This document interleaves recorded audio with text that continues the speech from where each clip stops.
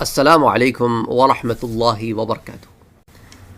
اگر آپ پہلی دفعہ اس چینل پر آئے ہیں تو اس چینل کو سبسکرائب کرنا نہ بھولیں، نوٹیفیکیشن بیل آئیکن پر کلک کرنا نہ بھولیں تاکہ آپ کو ریگولر نوٹیفیکیشن اپڈیٹس مل سکیں اس چینل پر۔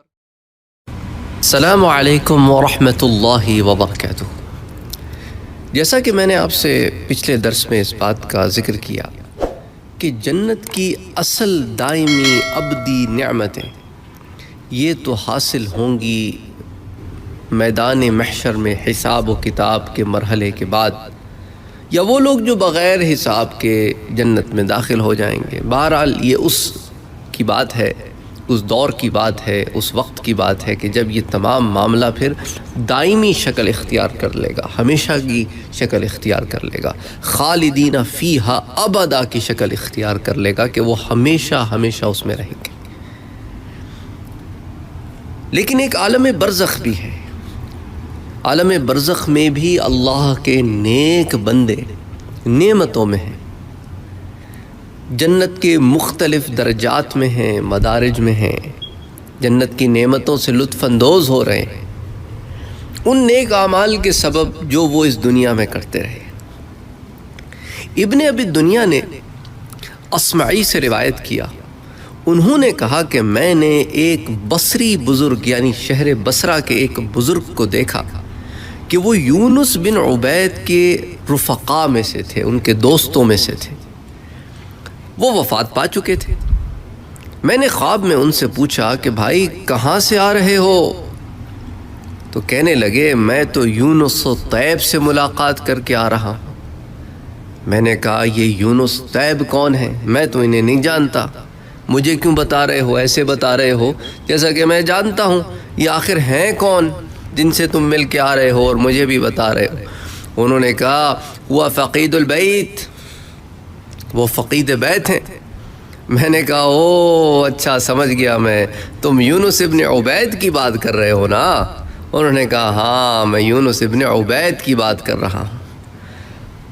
اللہ اکبر اللہ اکبر۔ تو میں نے کہا اچھا ان سے ملاقات کر کے آ رہے ہو تو یہ بھی بتا دو کہ انہیں کیا مقام حاصل ہوا ہے؟ تو کہنے لگا ان کی کیا پوچھتے ہو، وہ تو بہشتی حوروں کے ہمراہ ہیں۔ اللہ اکبر اللہ اکبر اللہ اکبر اللہ اکبر۔ تو یہاں سے بھی ہمیں یہ بات سامنے آ گئی کہ آپس میں وہاں پر ارواح ملتی ہیں، ملتی بھی ہیں، اور وہاں پر بھی روحوں کے الگ الگ مقام ہیں، اور جس حیت میں اللہ تعالیٰ چاہتا ہے انہیں اس جنت میں رکھتا ہے، جب تک چاہتا ہے، جب تک یعنی کہ قیامت تک۔ ان کی ملاقاتیں بھی ہیں، اور پھر وہاں پر بھی اللہ تعالیٰ نے جہاں نعمتوں کا انتظام کیا ہے وہاں اس نعمت کا بھی انتظام کیا ہے کہ وہ بہشتی حوروں کے ہمراہ ہیں۔ اللہ اکبر اللہ اکبر۔ اللہ کی نعمتوں کا کیا ہی مطلب بندہ امیجن بھی نہیں کر سکتا کہ رب جب نوازتا ہے نا تو نوازتا ہے۔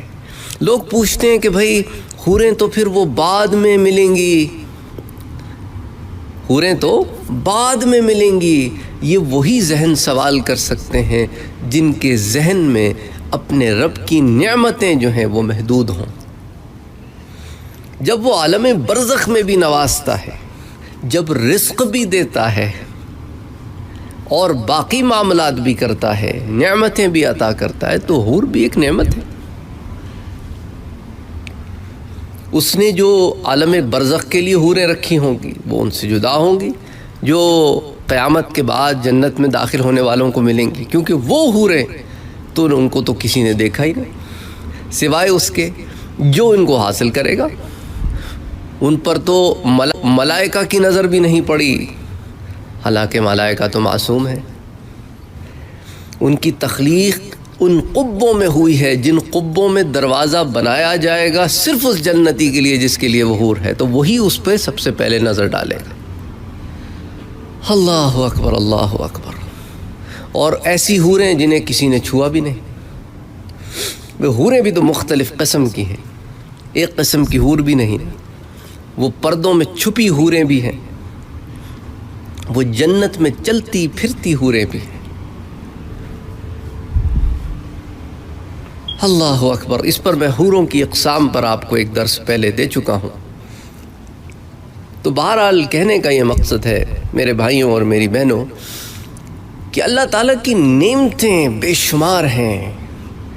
یہ سوال جس قسم کے جس کسی کے بھی ذہن میں آتے ہیں اس کی وجہ یہی ہوتی ہے کہ ایمان کی ہے، اللہ کے لطف و کرم اور رحم کی خبر نہیں ہوتی اور یقین نہیں ہوتا. جن کو ہوتا ہے وہ کہتے ہیں ہمارا رب ہر چیز پر قادر ہے، ہر چیز پر قادر ہے.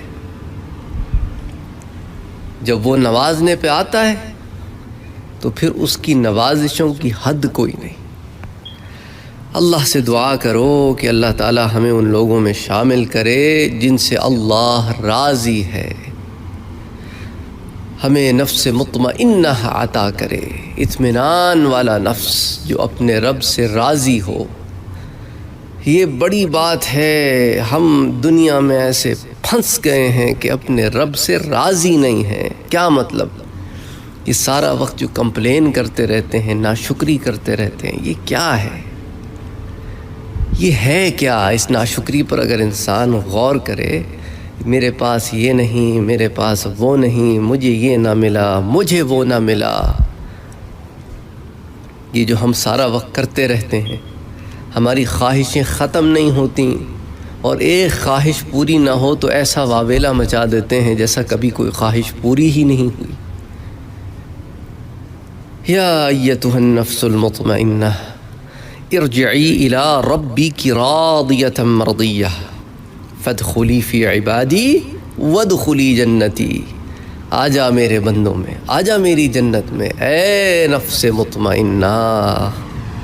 اللہم صلی علی سیدنا و حبیبنا و شفیعنا محمد صلی اللہ علیہ وسلم.